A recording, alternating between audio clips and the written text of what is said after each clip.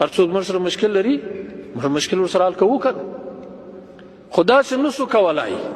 چې د خپلو اصولو د خپل اسلام ورته تېرېږو او نه دې زموږ اسلام مجروحوي معیوبوي لکه نن چې دی وایي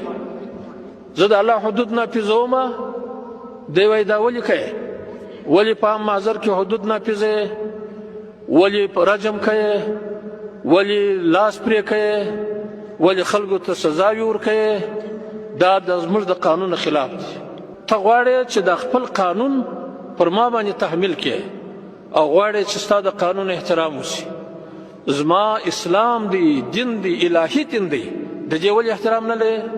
د دې ولې بې قدري کوې ولې عیب پکښې کې وایې مسلمانانو ته دا نسبت کوې چې دا د بشر د حقونو خلاف دي او ستا